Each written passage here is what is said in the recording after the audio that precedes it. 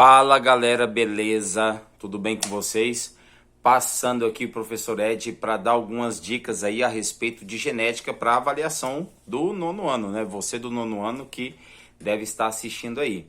Vamos lembrar? A genética ela tem como definição, né, o estudo das características que são transmitidas entre as gerações, certo?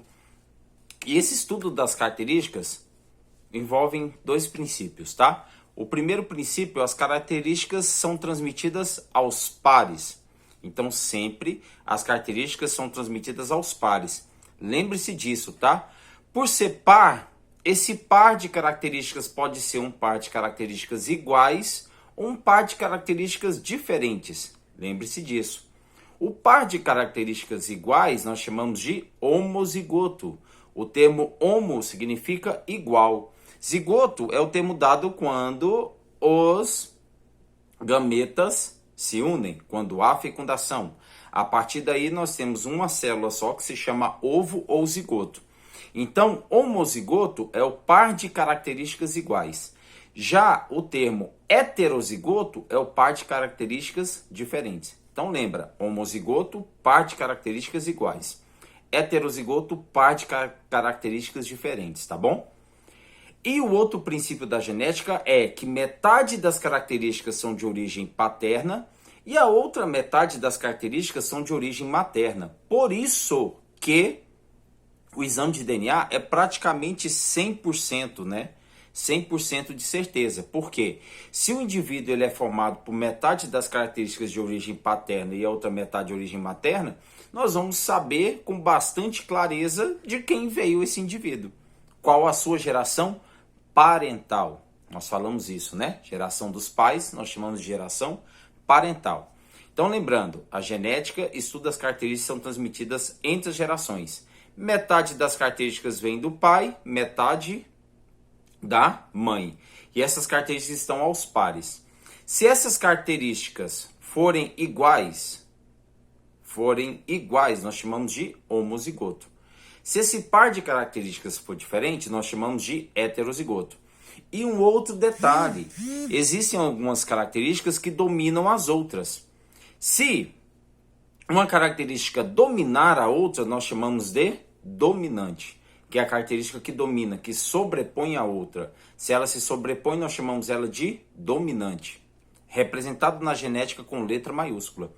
Se nós temos uma característica que é difícil ela ser manifestada porque ela é dominada, se ela é dominada, nós chamamos de recessivo. Então nós temos a característica dominante, letra maiúscula, representamos com letra maiúscula. E a característica recessiva, que representamos com a letra minúscula, tá? Voltando lá nos pares das características, então pode ser homozigoto par, e esse homozigoto pode ser dominante ou recessivo. Se for dominante, as duas letras são maiúsculas. Se for recessivo, as duas letras são minúsculas. Já o heterozigoto só tem uma opção, uma letra maiúscula e uma letra minúscula, tá bom? Essa parte de conceitos eu creio que está bem trabalhado para vocês, está bem claro, tá bom?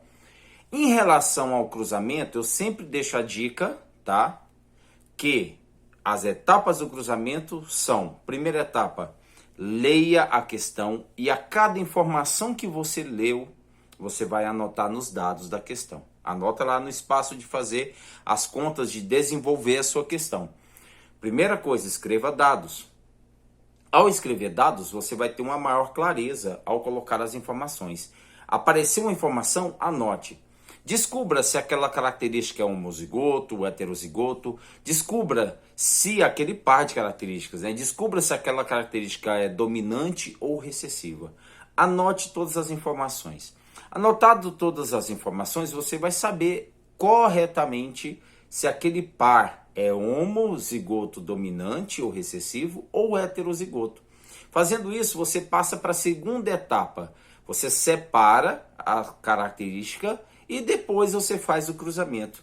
Fazendo o cruzamento, você terá a última etapa, que é a probabilidade.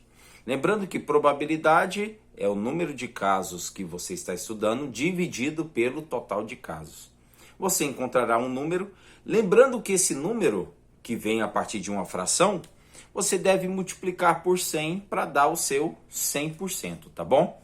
Então, lembrando, para realizar um cruzamento, você vai anotar dados, ler a questão de forma calma, absorvendo ali, tirando todas as informações e anotando nos dados.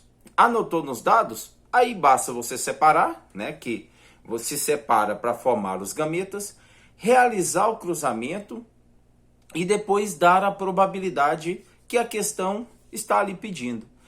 Você vai calcular a probabilidade, lembrando que no final você tem que multiplicar por 100, né? Que a probabilidade nós trabalhamos aí em porcentagem, uma forma melhor para se trabalhar. Chegou no final, temos o resultado, tá bom? Aqui é uma pincelada aí nessa revisãozinha para vocês, tá bom? Espero que tenha ajudado vocês. Use esses pontos para estudar. Uma boa prova para vocês e tchau.